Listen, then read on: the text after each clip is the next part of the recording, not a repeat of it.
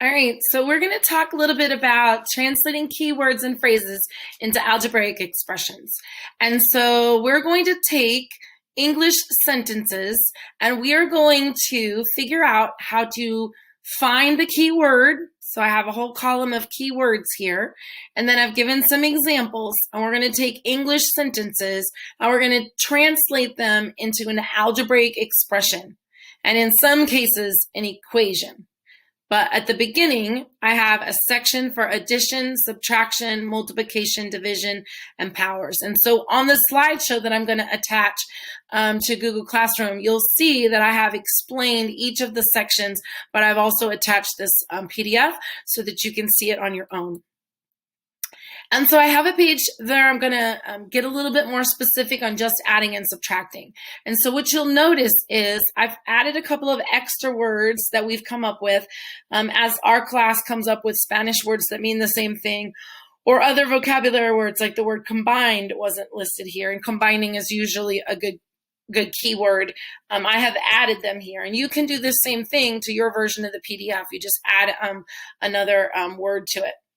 So when you go, you notice that the sentences all have a lot of a number, the number, a number.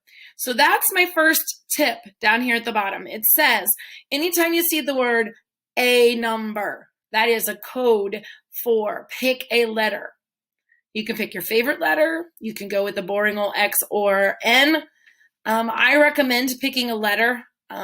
There are still too many of your classmates that are struggling with the X being a multiplication symbol, and so they will read that as multiply plus 3 instead of X plus 3. And so if you will just pick a letter like G or N, then they won't be confused by the X sign and the multiplication.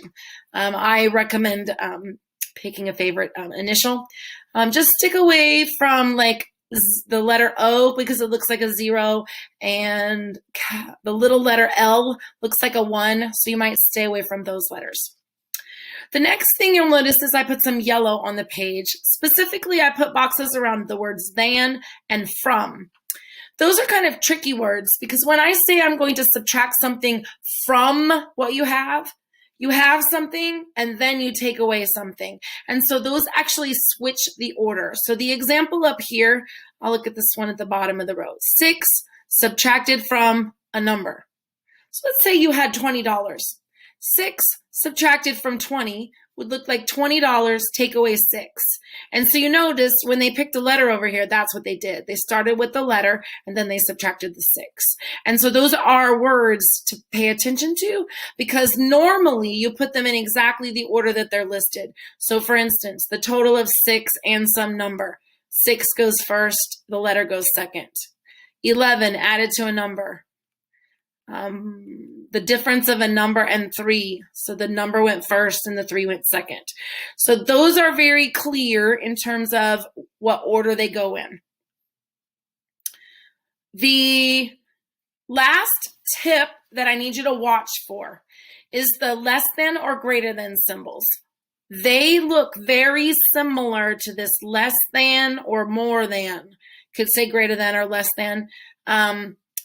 For those to not be an expression and for those to be these symbols right here, you need to look for the word is. If you see the word is next to is less than, then you will use one of these. If the word is not there, then there is no equation. It'll be an expression and you won't need those. All right, so let's get some more practice in.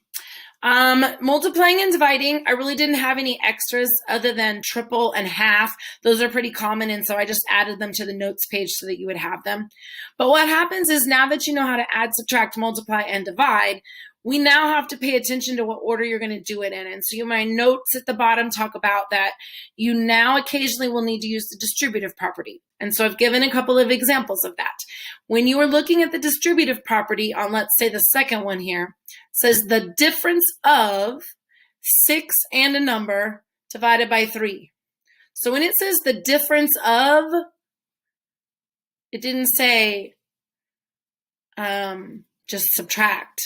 It used an of, which means multiply. Of is in our multiplication section. See it right up here at the top. Of is in the multiply. So we're going to do a subtraction problem, and then we have something else that's happening. In this case, we're dividing by 3. Remember, dividing by 3 is the same as multiplying by 1/3, so it's still a multiplication problem. And that goes in parentheses. What you want to watch for is where the subtraction sign goes. It actually replaces the word and. So right here where the and is where I put my subtraction sign. And the same thing happens when I go to the next one. 5 times the sum of half a number and 7. Notice that the and is where the sum goes, where the plus sign is. And so there's another example down there. We're going to come back to that as we talk about powers. So I have some powers here. We've been talking about squares and cubes.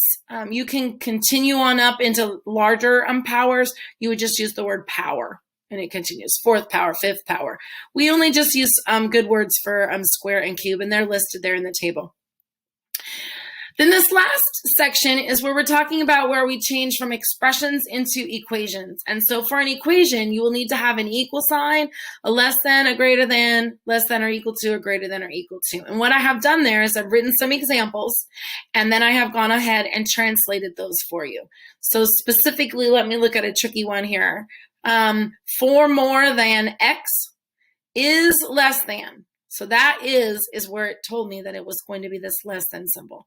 And then 9 less than, see how there was a second less than, but that less than doesn't have an is in it. So that's why it's a subtract. That's why it's P take away 9. So this less than word could have been switched with subtracted from. 9 subtracted from P is the same as 9 less than P. This is where the English language, because we have so many words that mean the same thing, they get a little tricky. So using your cheat sheet here to decode all the words is very helpful.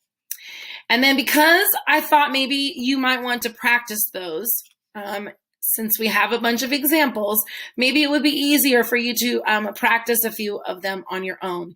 And so what I have done is I've given a set of 30 questions here, and I would like you to try some of those and see what's going on with them. Specifically, like here I have twice a number. That would be 2n. 4 less than twice a number is almost the same. It's 2n, take away 4. And so after you've done those, then you can go to the last slide and you can see that I've given you the answer key. So that way you can check to see if you are understanding them.